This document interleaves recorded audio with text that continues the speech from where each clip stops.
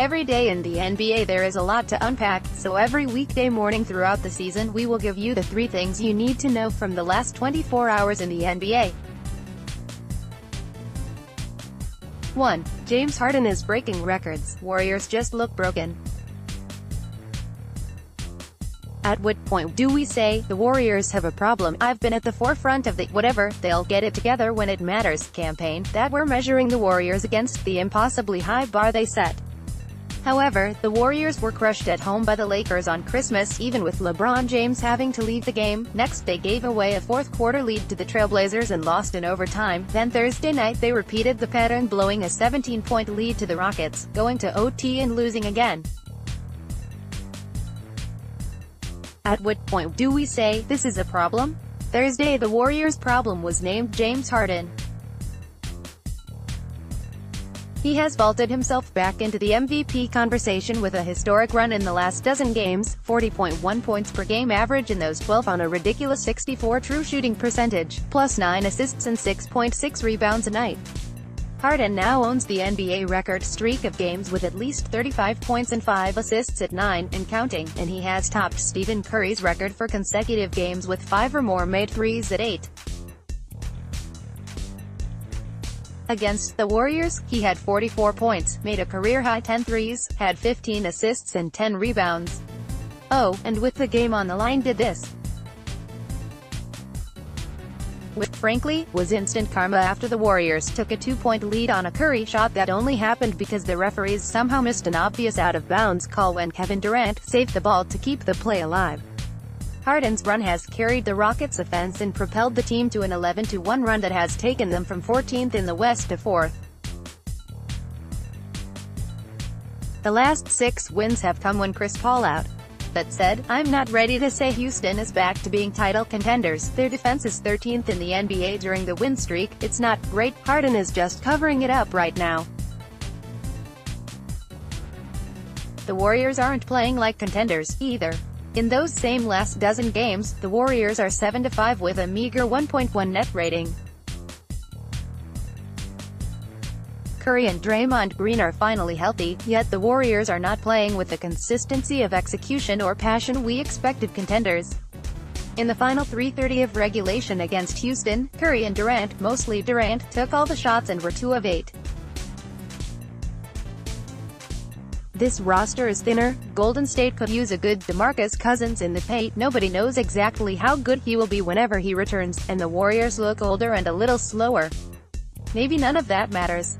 Maybe the Warriors, don't worry, we got this, attitude when asked about their struggles. It is right.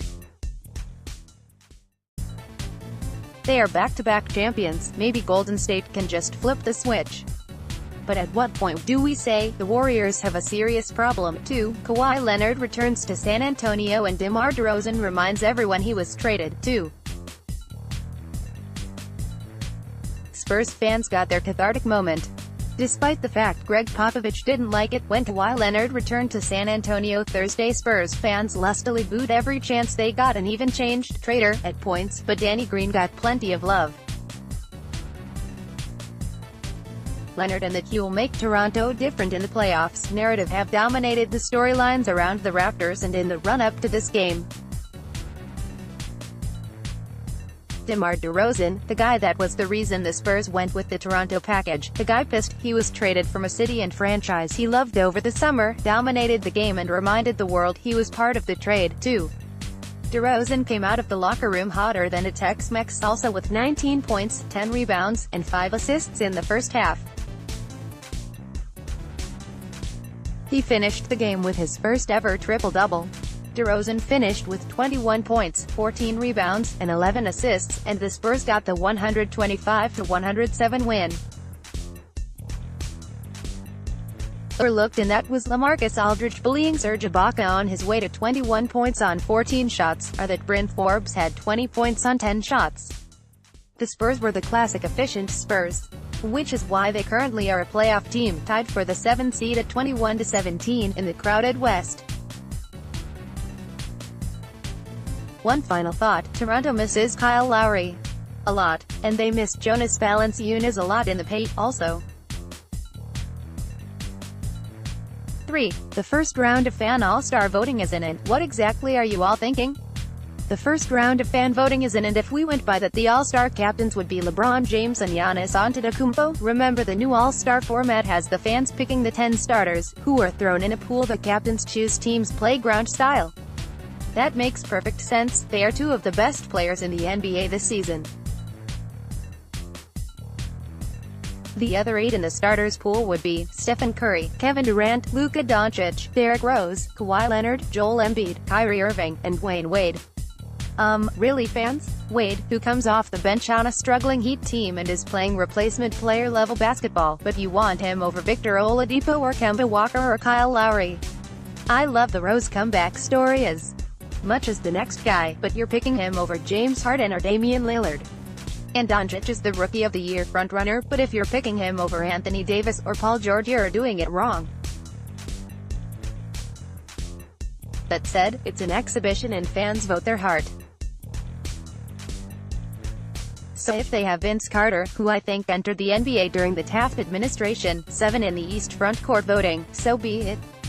Or if they vote DeMarcus Cousins, who has yet to touch the court for the Warriors, 10th in the West front court, so be it. I'd say, give the people what they want, except the NBA is not going to do that. Remember, the fan vote counts for 50% of the total, with a player vote making up 25% and a media vote making up the other 25%. Plus, the fan vote will shift as more votes come in. Which is good. Also, fans, you can stop voting for John Wall. He's not going to be playing, but is 10th in fan voting in the East guard somehow, despite a down year before his injuries.